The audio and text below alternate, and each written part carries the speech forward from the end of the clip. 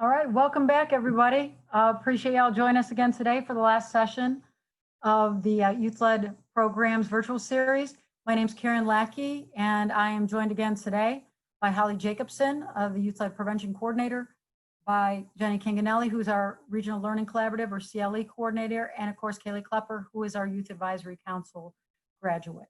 And we will all be taking part today. Adam's not with us, but we are going to cover briefly the tools of the trade for youth-led programs. So the nuts and bolts of running a youth-led group. Every single one of them is valuable and important, and it speaks to the important structure and of what it takes to go through the process consistently. We're going to look at 3 tools today. We're going to look at the Strategic Prevention Framework, Strategic Plan Map, and then also the YECF, the Youth Empowerment Conceptual Framework. And also, most critically, the important role that data plays across the spectrum of all these things. At the end, we're also going to have 15 minutes for open questions and comments. You can either use raise hand at that point in time, or you can use the chat box. The YLP model, as we found out, and we're going to find out more today, takes a lot of study and practice to do with efficacy. So please use the resources that we put up the screen on the end for OYLPN site, for the Adult Allies training, and of course for your own local RLC or an Our Region Connect CLE. Because when you do it well and when you use all the pieces and parts, some amazing things can happen, which Kayleigh's going to give us a few details on today, just a glimpse of. Also, what we are going to do is we are going to try to reiterate by the end and throughout is when we say youth-led programs, it's not just a term. Youth-led programs is using the process, using the tools, and using all the concepts almost religiously throughout the process. Because remember, our goal we talked about in the beginning is huge. To empower youth to impact the social and political systems that affect their lives, that takes a lot of structure. And that's what we mean when we say youth-led programs. So the tools you use, like the SPIF, the Strategic Prevention Framework today, it's not only used in YLP, it's used in the development of evidence-based prevention programming across the spectrum, and also foundational in a lot of funding opportunities that will come across your desk in the future as well. So hope you enjoy the tools. We'll try to make them as interesting as possible. And we are going to kick it off with Kayleigh talking to us a little bit to start us off. So Kayleigh, you're up. All right. Hi, everyone. My name is Kayleigh Klepper, and I'm an alumni of multiple youth-led prevention groups, including Geauga Youth Advisory Council. And I say that because that group in particular, I'm going to be telling you a lot about today. But before we get started, I have a quick icebreaker activity. I want you guys to throw in the chat what your favorite food to cook or bake is. So could be a dinner, could be a dessert. My personal favorite is breakfast. I make some mean French toast, but I'm curious to see what you guys like to cook and bake. Pizza, cheesecakes, pasta, Japanese curry rice, risotto, everything. Me too. Oh man, this is making me hungry. I haven't had lunch yet. Stir fry, cookies, soup, lots of good stuff. Okay, so now that we're all hungry, I want you to think about what would happen if while you were making these foods, you forgot an ingredient or a step. No matter how little or big it could be, your recipe is not going to turn out how you expected, obviously, if you don't follow it exactly as you have it written down. So like if I was making my famous French toast and I forgot to put the egg wash on the bread, well, the cinnamon's not going to stick and it won't cook right, and it wouldn't even really be French toast. It's kind of a bad example because it's such a small ingredient list, but my point is that if there's any takeaway that you get from today, let it be that you can't leave out any steps or ingredients in this analogy. Every step is just important as the next, and the more you go through the process, you'll realize so quickly how each step relies on another step, and we'll get into that more later today. But like I mentioned before, we're going to use Youth Advisory Council, or YAC as we refer to it often, as an example quite a bit. So before you start seeing the steps broken down, I'm going to tell you a little bit about some of our projects so that it's easier for you to relate the steps to the actions that we take. So the first thing that I'm going to tell you about is the Erase the Stigma walk. And we refer to it as a walk, but it was a 5K run and a 1 mile walk. And this was such a fun event, and it was such a great success for us. The goal here was to erase the mental health stigma and to bring our community together to ultimately have that big conversation about mental health that nobody ever has because of the stigma. So it took us over a year to plan this. We had a committee of about 5 to 6 people that met regularly throughout a month. We met 2 to 3 times in a month, and we decided on a lot of the big goals here. But Yak did help us often, and most of the things that they helped us with were marketing the event. You know, we designed a lot of posters and we distributed like our flyer there that you see on the slide. And we were making announcements in our schools and posting stuff on social media. And that in itself was a really big part of the process of planning it. But the committee itself made a ton more decisions, such as we were designing those t-shirts you see and the wristbands, which those are pretty cool. It says it's okay not to be okay, and it has the cope line number on the inside, which I'm going to tell you a lot more about today because that's a whole nother project. But other than that, we had to set up an online registration and we had to find a venue. And for those of you who are familiar with it, we chose the Burton Fairgrounds. And so once we had that, we had to map out the race, both the 5K and the 1 mile walk. We had to organize like the order of our festivities so that they weren't overlapping. We had to plan a layout for the whole entire fairgrounds. We had like the outdoor space and also a building. We had a ton of organizations and people from our community coming, and they had a booth, and a lot of food was donated. So we were handing out food at the expense of a ticket price. Well, it was free, but on top of their ticket that they paid for. And yeah, as you could see, it was just a big all-day event, and our Yak students worked every single part of it. We had people timing the race, we had people leading and tailing it. We placed signs throughout the course that gave mental health facts that we designed, and we had speakers, which actually was myself and another member of our Yak team, and we had a band, which was also students from Kenson High School, which is local. So it was super cool. It was a super fun day, and we had a lot of success with it. We had about 125 people come to this walk, which was awesome for our first year, and it was a lot of fun. So as you can see, we are a super small but mighty group, and we do a lot in a small amount of time. And that was just one among many projects that we did. So if we didn't have such a specific and organized structure to follow, we would very easily get discombobulated a lot. But we pulled off more than we could have imagined because we were super articulate and efficient, and we followed the process thoroughly from beginning to end. So that's all I've got to tell you about Yak for now. I have another project to tell you about later, but right now Jenny's going to elaborate on the SPIF process. Thank you. Thanks, Kayleigh. Kayleigh talked a lot about the process, and one of the biggest parts of the planning is the Strategic Prevention Framework, otherwise known as the SPIF. And Holly's going to show you guys a picture of that here in a second. Basically, SAMHSA developed the Strategic Prevention Framework in order to understand the complex behavioral issues that people were facing in their communities and how do we address those issues.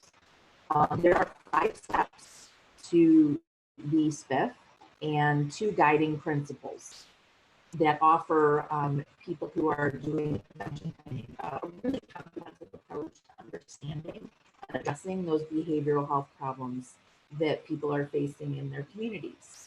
I'm going to go through, the biggest thing to remember is the SPIF is data driven. It is a data driven planning process, which is really different than like a typical event planning process that some groups would do, especially in schools. It really is driven by the data.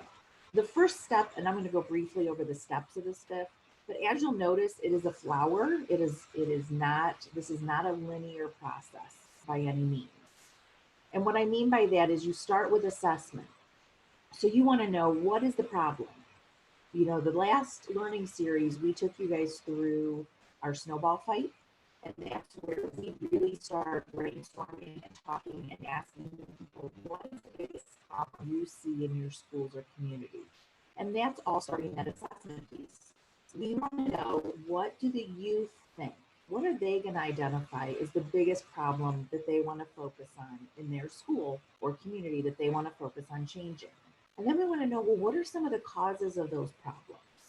And this assessment step really involves a lot of discussion and brainstorming, so that we want to make sure that everyone that's a part of that youth-led group has a part in that discussion and has a voice.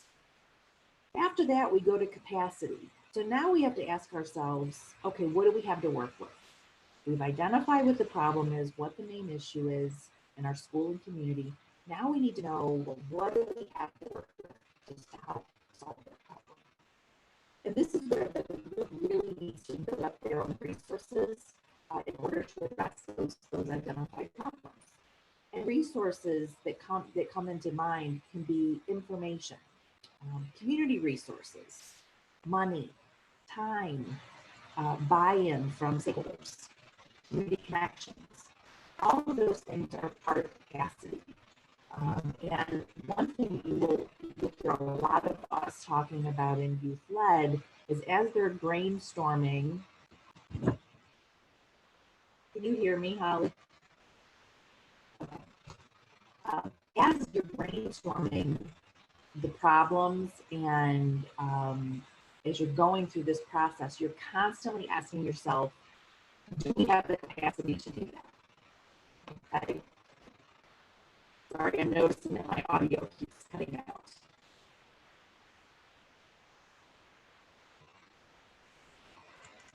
Okay, let me know if you can't hear me. Then we get to the planning, as you'll see on your screen. Now we want to know, what do we want to do to change the problem we've identified, okay? This, again, takes input from everyone in the group, a lot of brainstorming. What actions or strategies can address those root causes that we've already identified in that assessment piece, okay? What do we support the group? What do they want to do? How do they want to tackle this? So like Kayleigh was saying, one of the ways, one of the strategies they use to raise the stigma and increase the knowledge about mental health was to design their walk race. Okay, so that was definitely an activity that took a lot of planning, a lot of capacity, but that was like one of the things they identified to address that problem. Then after you've planned these activities, now it's time to do them. Now we have to implement those. How do we put this plan into action? What do we do now? Okay. What strategies can we use to implement those activities that we've planned that are going to address the problems that we identified? And then how do we maintain the implementation of those activities? Finally is evaluation. Is your plan working? Is what you set out to do working? So we need to really look at what type of evaluation is needed. Evaluation is the process, the outcomes, the implementation, every step of the way. For example, you ask yourself, did the group have enough capacity? Was their initial data off for some reason? Again, all part of evaluation. And if for some reason you realize that it didn't produce the change that you wanted, this is where you have to go back and assess and reevaluate the data. It's that continual process. It's not linear. Two major guiding principles that you'll see in the center of that flower of the SPIF are cultural competence and sustainability, both extremely important and integrated into all the parts of the SPIF. A few things that make the SPIF different from other strategic planning strategies is that they're dynamic, they're data-driven, and really reliant on a team approach. And Holly's going to talk to you now, and I apologize for my speaker, about how we put in all of this information that we gathered from this SPIF into a tool. All right. Hello, everybody. My name is Holly Jacobson. I am the Youth-Led Prevention Coordinator. And before I actually start talking about the tool that Jenny just referred to, we're actually going to have Kayleigh jump in a little bit and talk about some pieces of the SPIF planning process. And just as a really quick nutshell, I know that Jenny's stuff was breaking up a little bit, but the SPIF is, like she said, it's a planning process, right? And so we have the 5 different parts. We continually go around, we continually use it. It's not something that is just done once and then we're done. It's a continuous movement through the entire thing. And so we're gonna, in a few minutes, I'm gonna talk about like, how do we put that in to the strategic plan map. But before we do that, we're gonna have Kayleigh talk about what we think is like one of the most important parts of the SPIF process. So Kayleigh, why don't you go ahead and take that for us? All right, thanks, Holly. So we had a slogan throughout this last year with YAC, and we heard this at the OPC conference at OSU, and it was, "In God we trust, everyone else bring data." And we love this because it was funny, but we also learned more than we thought that we would that year about how important data is to everything that we do. It's important in a lot of different ways depending on the use of it, but for YAC initiatives particularly, we use data to know if the problems that we identified actually existed, and oftentimes our data actually identified other problems that we didn't identify right away or that we kind of overlooked. So for that reason, gathering data is one of the first things that we do, but it's also something that we keep up with throughout the year and use it towards the end as a measuring tool, so how we know if what we're doing is actually working. So remember earlier how I talked about my French toast and how if I forget the egg wash, my French toast is just cinnamon bread? I mean, data in this situation is essentially the egg wash. If you don't use it, you're going to have a lot harder of a time completing the following steps afterwards. And the supporting data that we gather defines the entire purpose of every action that a youth-led group takes. So hopefully you've caught my drift. I don't think I could say it enough and in another different way, but gathering data is super important. And unfortunately, to a lot of people, it is intimidating, especially at first. So if you feel that way, please don't be discouraged, because it's actually a lot easier than you think it is. So the first step that we take in Youth Advisory Council to collect data is honestly probably the hardest part, and that is just identifying what data we actually need. So we have to look at our goals and the problems that we identified, and essentially the roots of everything that we're doing, and think, how can we measure this? And we spend a lot of time here because even the slightest change in wording can change our findings there, which is why I said that this is the hardest part, but it's really not that hard once you do it over and over again. So once we get that situated, we think, what data and resources do we already have available to us? You know, is there somebody in our community or an organization that we can reach out to? Is there a website that might tell us what we need? And a lot of times there is, but not always. So if there's not, we have to come up with a way to get that data ourselves. Sometimes we'll use surveys, but a lot of times we go with something a little bit more informal, such as word of mouth or observational data. For example, we have each YAC member go back to their school and talk to just 10 friends, or maybe people in their lunch period. We'll put some polls on social media or make some phone calls. It's different every time, honestly, depending on what information we're looking for. But whatever it is, we as a group got pretty good at it in a short amount of time. We got good at realizing that we can't collect any skewed or incorrect data, and we figured out pretty quickly how to do that. And we were very realistic in deciding which methods of data collection we were going to use, meaning that they were doable in terms of time and resources and money. And of course, we got creative. Obviously, if you needed to survey a bunch of high school students, you probably wouldn't send them a big, long paper survey in the mail, because it's just not efficient that way. And that's what I mean by getting creative. We had to think about the conditions of our audience and make sure that our methods of gathering data were convenient for them in order to get the best outcome for us. So for that reason, YAC didn't really use surveys super often. We did, but we preferred more like that method that I said before, where we would go back to our school and talk to our friends by word of mouth. So that being said, though, there really isn't just one perfect solution to gathering data. It depends on what you're trying to find. And I was very surprised with how many different ideas we came up with in YAC. And like I said, we were very good at identifying what maybe wasn't working so well for us, and then starting over and trying to find a different way if that was the case. So some trial and error there never hurt us. And it was kind of like what Holly and Jenny were saying, is that it's not a linear process, it's a cycle. You try something and it either works or it doesn't. So you have to alter what you're doing, and the cycle continues. It's not linear. But honestly, I don't like saying trial and error in that case, because there really is no fault when you're collecting data. Data is always going to tell you something. It always helps you improve what you're doing, even if it's not necessarily telling you what you want to hear every time. So I have one more story today that proves that for you.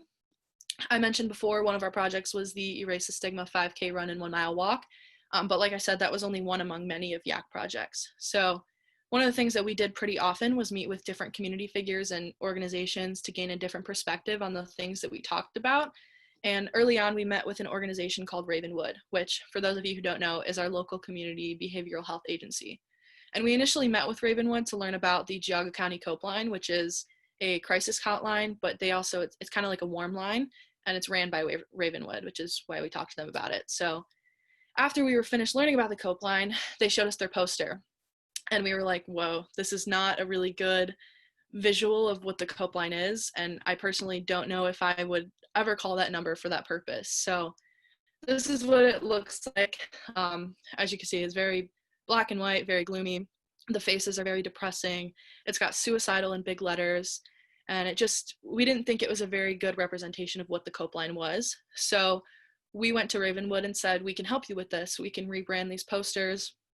We can make them look a lot better. And hopefully we can increase your amount of youth callers that way and kind of break the stigma in calling the Cope Line.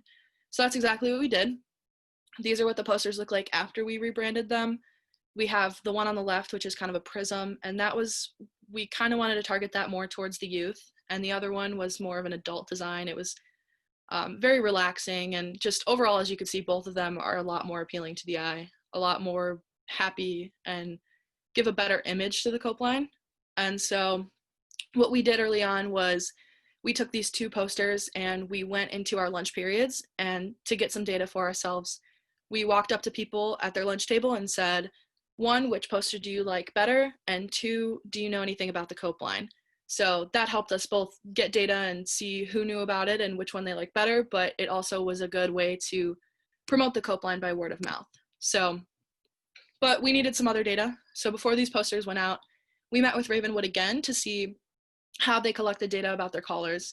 And like I said, one of our goals was to increase youth callers. So to keep it brief, they didn't really collect the kind of data that we needed to see if our new posters were going to help them. And we actually changed that, which was awesome. And we got them to ask the questions that we needed the answers to see if the youth were actually calling. So after doing that, we were set to roll out the new posters, and we passed out those wristbands that I showed you before with the walk, how they had the cope line number on the inside of them. And I mean, to make a long story short, we promoted it like crazy in as many ways that we could. But at the end of the year, we took a look at the numbers, and there was not at all a spike in callers. And that, to me, can feel a little disappointing for us and the members of YAC, because we did so much work, and this project took 2 whole years, and it didn't accomplish what we'd hoped, unfortunately. But that doesn't mean that it was a failure, because when you look at the bigger picture, we proved something so important with this project, and that is, oh, excuse me, I'm sorry. And that is that the problem is much bigger than people not knowing about the cope line. Our rebranding helped Ravenwood in a lot, so that in itself was a big success. But I think the big win here was that we proved that information and awareness doesn't change behavior. I mean, we changed the entire image of this cope line. We made it more attractive, and like I said, we promoted it like crazy by both word of mouth and posters and wristbands and everything. And with all of that, it was impossible that everything that we did, that at least a majority of students didn't understand what the cope line was, and yet still that didn't change the behavior. So now we know moving forward and continuing our projects that we have a different angle to focus on. And when you look at it that way, it's clear that everything that we did was not a waste of time. So that's all I have for you on data. I hope after hearing all that you see that data is not super intimidating, and it's really a great thing. And I apologize for my voice. I don't know what's happening, but now Holly's going to talk a little bit about how to keep track of all this data and information. Awesome. Thank you, Kayleigh. I know you're just so excited. You're just getting choked up over there. So here's the deal. Yeah, so, you know, as Kayleigh and Jenny have mentioned, and I know things got a little muffled there, but with the SPIF and with data, like, it is super, super important to be able to use these things, and we have to use them, especially if we want to be youth led, right? So we need to be using them, we need to be doing data. And as Kayleigh mentioned, like, it can be intimidating, but it's really easy. And so what we do is once we start to gather all these things, then we're taking them and we're placing them into what we're calling the strategic plan map. And the strategic plan map, honestly, are things that we don't typically show our young people because it's kind of scary and intimidating. And I'm going to show that to you here in a second. And so it's not as intimidating as it looks, I promise. So for those of you who've seen it, you're like, yeah, okay, that's a little scary. I've seen it. And for those of you who haven't, it's like, I have no idea what's happening.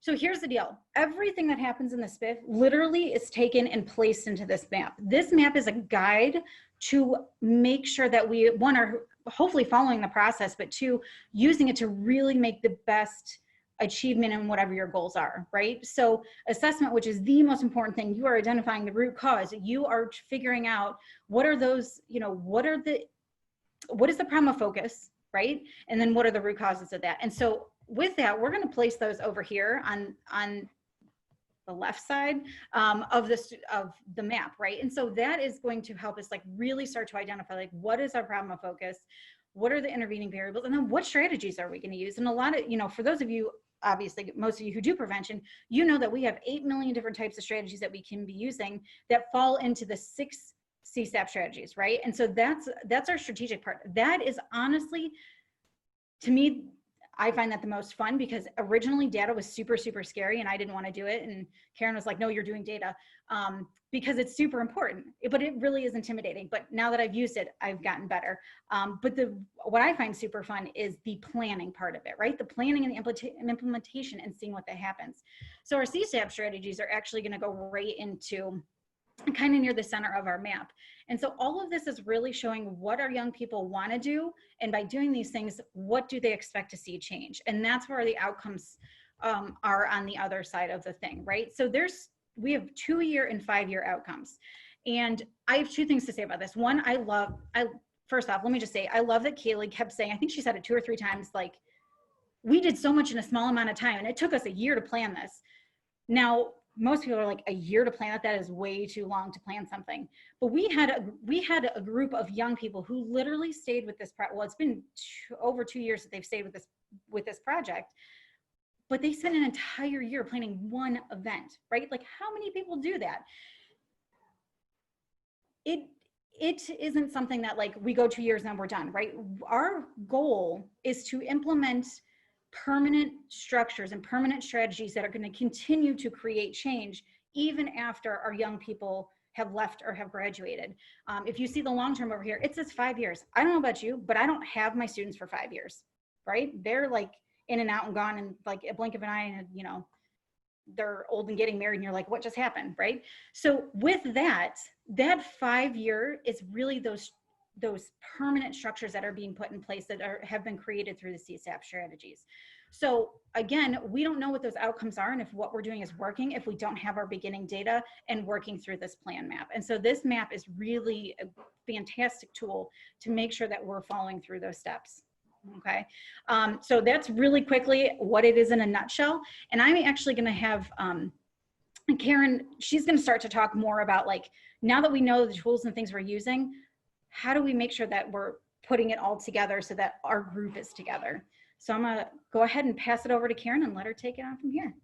Awesome. Thanks, Holly. Yeah, as you see, a common question we get once adults actually see these tools, they see the map, they hear about data, is, wow, do kids really like to do this? I mean, it looks terrible on paper. And the answer is absolutely yes, but it's dependent on what I'm going to talk about next, which is the Youth Empowerment Conceptual Framework. Now, the YECF, when you look it up, it looks like a very complex tool, but broken down, it is really very simple. Because what it is it's simply a representation of creating the right environment by which to plan activities. Because without the right culture in a group, without the right environment in a group, yeah, I wouldn't like to do these things either. It's just planning, you know, it's just data. But the empowering nature of this is when you get youth to connect to each other in a way that has them work as a team. So there's 3 basic areas in the YECF, and again, they're interlocking. They work upon one another. And the first focus area is collective impact. That is the heart of everything we do. In collective impact, a successful group has to have members who are engaged in multiple levels. Like Kayleigh said, we had a really active group. We had people who worked really hard. The young people have to be committed. They have to be there for a long time. They have to have duration. And they also have shared responsibilities. They had a walk committee, they had a Copeline poster committee, and then they all got together for larger decision making. The other thing is they have assigned roles as well as shared decision making. So that's what collective impact is. Everybody pitching in, doing their job, working together collectively. Next is the group environment. We talked a little bit about this last time, and that was with group cohesion. That's only one part of an important group environment. There's also an important thing called group resilience. And that's a hard thing to build. It's what happens when something, as Kayleigh said, wow, it didn't turn out how I thought. They meet challenges, they meet barriers. How do they handle it? And that's a very important part of building a positive environment, a positive structure. And part of it comes with how you develop your group structure. Little pieces and parts of that you'll learn if you stay with us is what kind of decision-making process are you going to use? What type of advanced leadership skills do you need to learn? What kind of connections and opportunities can everybody bring to the table? And honestly, if you think about all these group processes, it doesn't come naturally to kids a lot of times. shared decision-making, valuing diversity instead of saying, wow, that person's just different from me. So we do a lot of skill building throughout all of this. A lot of active listening, a lot of advanced leadership skills. So what we have by the time we get to the bottom of the YECF is the 3 levels of change we look for. And these are what we call our long-term outcomes. First, we have changes at the individual level, which Kayleigh talked about a lot. Things inside an individual that change when they are empowered. They have many kinds of skills, attitudes, perceptions that are different from the average student. There's changes in the community. A lot of times we have our community change awareness of the problem they're working on.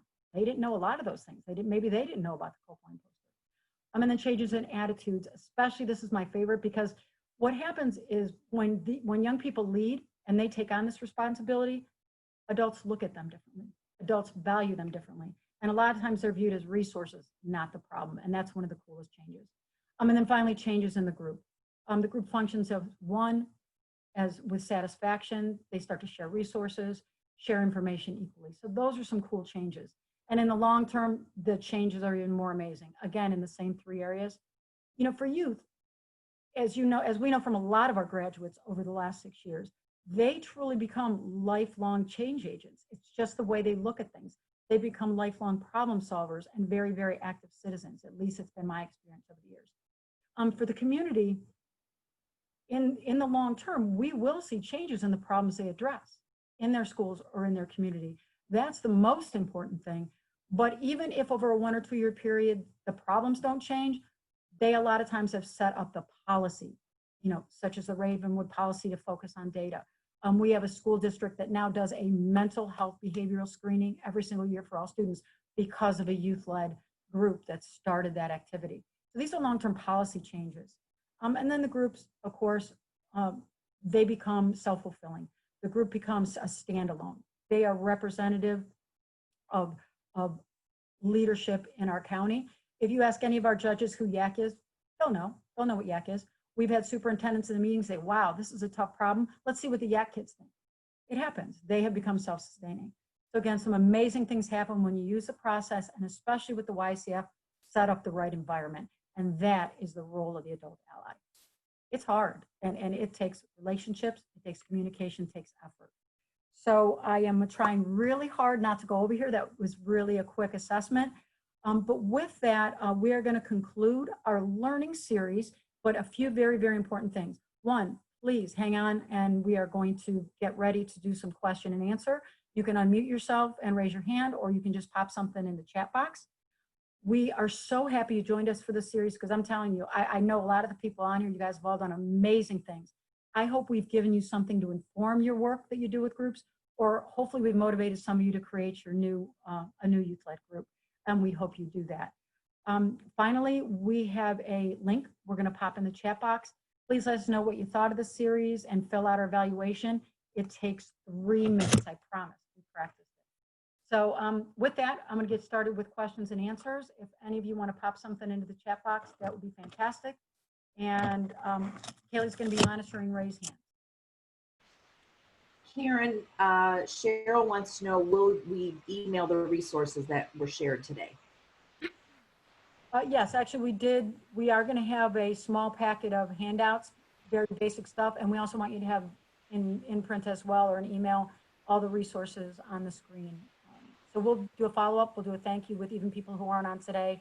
And you should at least get the basic tools, you know, the SPIF, you know, some of the basic information we have. So it's not going to be a lot because, like I said, it's complicated, and it's better to be in an environment where you can share and learn it hands-on, but we'll give you the basics, certainly.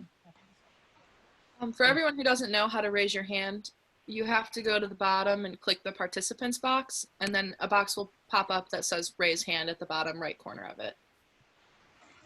And then Holly did add the link to the survey for the evaluation. If you want to click on that, copy and paste it, but feel free to ask any other questions. Cheryl says they have had a youth-led program for 9 years. They're losing many going into the 10th year applicants due to COVID. What are your recommendations to increase interest? I believe this is an issue across the board. Is there anything that you or Holly would suggest? as far as recruitment or retaining? Holly, you want to take that one first? So I think the biggest thing that I think has helped us to be successful is really being open and honest with our young people. You know, the whole part is that they're the decision makers, they're the leaders, they're the ones that are doing this. And, you know, honestly being like, I don't really know what's happening, you know, like we don't know what's happening. We don't know what the future's holding for us, but we still want to do this. And then, you know, we really did, like, I asked our young people, what should we do in order to like maintain and continue forward? Do you want to maintain and go forward? Do you guys want to take a break? Like, how are you feeling? So we really got a lot of input from our young people to see how they were doing, and how they felt with moving forward. And so they were able to give us some of their feedback and say, yeah, well, this will work and this will work. That's too much to do during COVID and with everything going on. So we're going to step back from a minute. You know, and again, we just really, one of our things we did is create Google Classrooms just so we could connect with them. And really just, I think the biggest thing is maintaining those relationships. And, you know, as we talked in the second series, you know, recruitment is a huge piece of this. And, you know, our young people are also great recruiters for us. We're, you know, it's us as well as the schools, but also our young people, they still have friends, whether they're in school or not, that they can help hopefully use to recruit their friends or recruit people that they know to join as well. And I think the one thing I would add to that is we are constantly adjusting, you know, to the environment. And so this is just a way different environment. The one thing you always do as an adult ally, if you do nothing else, if you plan no activities, is maintain relationships with the kids. You know, do something cool for them, do something fun for them. We pack goodie bags because those relationships are what makes them want to come back, what makes them motivated to participate. It's all the group process. That's the only thing I would add for that. Thank you. You know, Kayleigh, I want you to handle one of the common questions we get in RLC is how do you get kids to do data? That's one of my favorite questions. Well, I'm glad Kayleigh's here to answer that one. Yeah, so like I said before, one of the ways that we did it a lot was by going into our schools and just asking people questions. And I think we found that that was a lot easier than putting out a survey because, you know, it was hard to get responses sometimes. So when we just go back to our school and we ask questions to our friends or people at lunch, it's a really easy way to do it that is kind of informal because it's not a survey, I guess, is the only way I can put it. But I think that helped get everyone involved with it and make everybody a little bit more comfortable with it because it's just a simple conversation. So. And Kayleigh, does it make sense after you do it once? Yeah. Like why you're doing it? Why?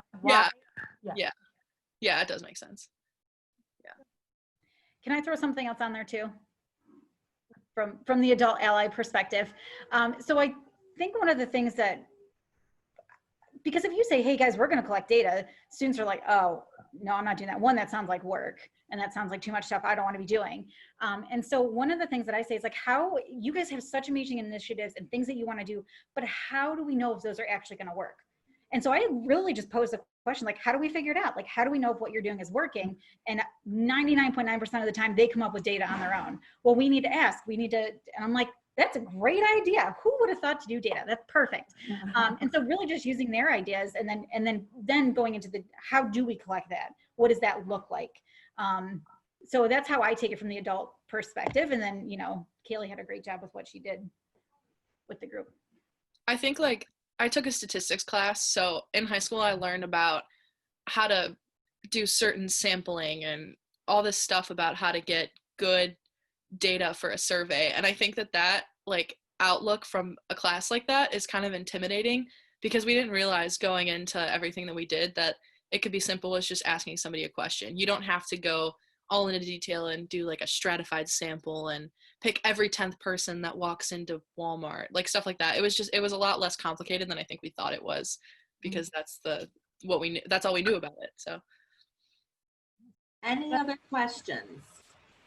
I'm sorry? I'm just asking if anyone has any other questions.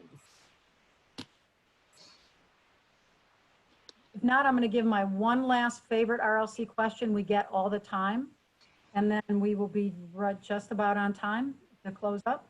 It is, but I want to do youth led, but I have a grant that says I have to do X. I have to work on vaping. I have to work on substance abuse prevention. So it can't be youth led, right? I'm going to let Holly answer that question.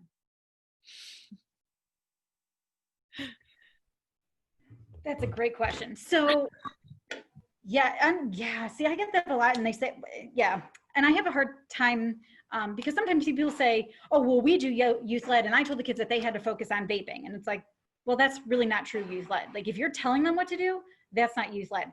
On the other hand, I do understand that we have people that give us our money and our salary and our grants and all of that stuff, and so we do have to find that really even balance. And so a lot of times, what I suggest or try to do is say, okay, like, so, you know, starting off, what are the biggest problems or concerns in your community? Okay, let's say they list a bunch of different things. Let's say vaping isn't on there, but they say mental health and this and this and this and this.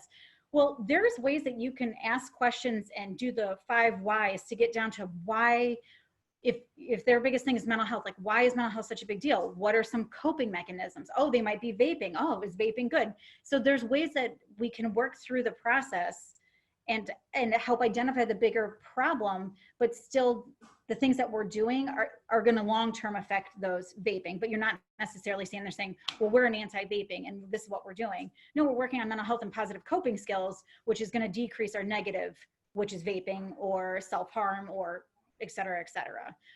So a lot of times there's always ways to be able to show how it relates to your grant or your funding.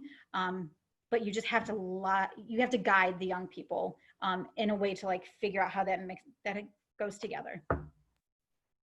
Awesome. Love that answer. There's always a way. So thank you all very much for hanging with us. I hope you take a minute to fill out the evaluation. You have our emails. Please email us anytime. We're also available for site visits to come out and visit you, have another Zoom call if you have any questions that are specific only to your group. And thank you all for coming. Keep up the good fight. You all are fantastic and do great work. All right. And thank you, team. Appreciate the great training. All right. See y'all.